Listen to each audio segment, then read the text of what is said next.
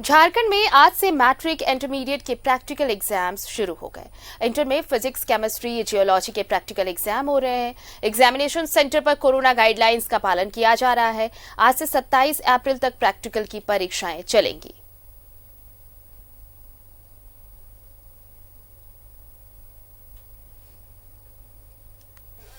इसका प्रैक्टिकल शुरू किया है 12th में 7 से 10 और उसमें 5 ग्रुप बांटा है। साइंस के टोटल बच्चों को 5 ग्रुप में बांटे हैं।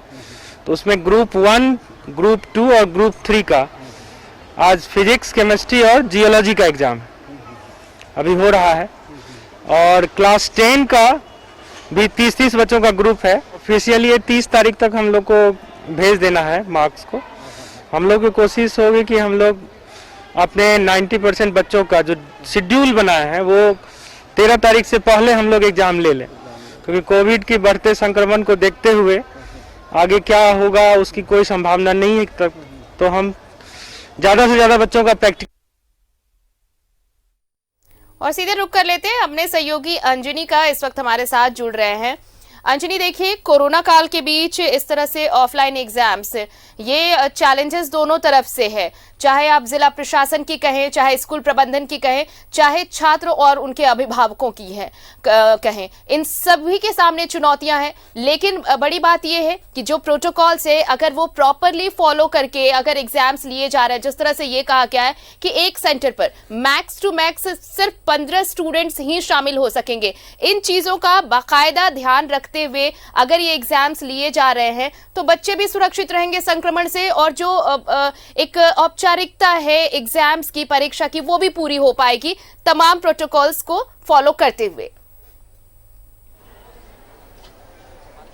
देखिए, विपरीत परिस्थिति में अब जो है परीक्षाएं शुरू हो गई हैं और सबसे बड़ी जो चुनौती है आरती, जिस तरह से कोरोना का संक्रमण फैल रहा है और वैसे में परीक्षा लेना, ऑफलाइन परीक्षा लेना और प्रैक्टिकल एग्ज़ाम ऑफलाइन ही होते हैं, तो स्कूल की भी मजबूरी है और झारखंड एकेडमिक काउंसिल ने पहले शेड्यूल जारी किया है, तो उसी के अनुरूप परीक्षाएं हो रही हैं और होनी भी चाहिए। देखिए, हमारे पड़ोसी राज्य में जो है मैट्रिक के रिजल्ट भी आ गए हैं, तो हम थोड़ा लेट जरूर हैं, लेकिन परिस्थिति अच्छी नहीं थी।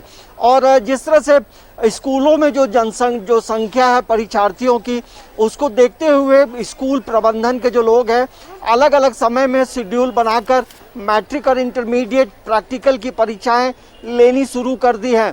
मतलब ये जरूर कहा जा सकता है कि ये जो प्रथम फेज है प्रैक्टिकल का, उसकी शुरुआत हो गई है और सेकेंड फेज 4 मई से शुरू होगी, उसमें लिखित परीक्षा होगी।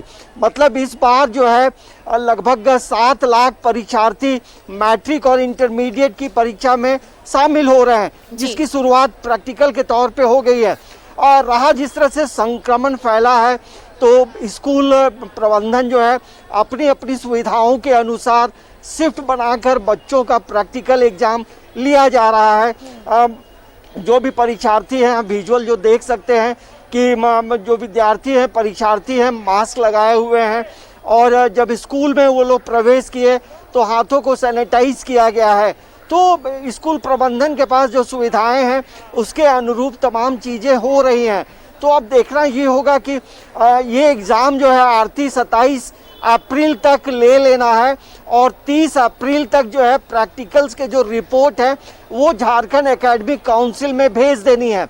लेकिन प्रैक्टिकल एग्जाम हो रहे हैं, स्कूल का प्रयास है कि सभी परीक्षार्थी प्रैक्टिकल में शामिल हो, क्योंकि ऑफलाइन जो क्लासेस की जब शुरुआत हुई थी आरती, तो उसमें सभी बच्चे शामिल नहीं हो पाए थे, प्रतिशत कम रहा है। कल भी मैंने एक रिपोर्ट बनाई थी, प्रतिशत कम है। तो स्कूल का ये प्रयास है, जो बच्चे घरों में रहे हैं उन्हें भी मैसेज करके तमाम चीज़ों की जानकारी दे दी गई है कि आपको प्रैक्टिकल एग्जाम में शामिल होना अनिवार्य है, नहीं तो रिजल्ट जो है वो पेंडिंग हो जाएगा और बाद में फिर परीक्षार्थी कहेंगे कि हमें सूचित नहीं किया गया, तो तमाम स्कूल प्रबंधन के जो लोग और हैं अंजनी वो देखिए, WhatsApp के माध्यम से स्कूल प्रबंधन को जो निर्देश दिए गए हैं उसके मुताबिक ये कहा गया है कि अगर कोविड प्रोटोकॉल्स फॉलो करते हुए बच्चों को बुलाया जा रहा है तो इस लिहाज से एग्जामिनेशन सेंटर्स बढ़ा दिए गए हैं, क्योंकि आपको एक केंद्र पर अधिकतम 15 बच्चों को ही लाने का निर्देश जारी किया गया है। ऐसे में सेंटर्स बढ़ाए गए हैं ताकि कम बच्चे एक सेंटर पर जमा हो सके, संक्रमण का खतरा कम हो सके। अब बारी अभिभावकों की है कि कम से कम ये जो प्रैक्टिकल एग्जाम्स ऑफलाइन लिए जा रहे हैं, आप निश्चिंत होकर बच्चों को उन सेंटर्स पर भेज सकते हैं, क्योंकि यहाँ पर कोविड-19 को लेकर जो प्रोटोकॉल है वो पूरी तरह से फॉलो किया जा रहा है। खुद अभिभावक भी जाकर सेंटर्स पर इन चीजों को देख सकते हैं और अपने बच्चों को इस एग्जाम में अपीयर होने के लिए भेज सकते हैं। देखिए, अभिभावकों में और जो परीक्षार्थी हैं उनमें एक डर जरूर है, क्योंकि हर कोई को अपने जीवन से बड़ा लगाव होता है और यही वजह है कि प्रतिशत कम रहा है।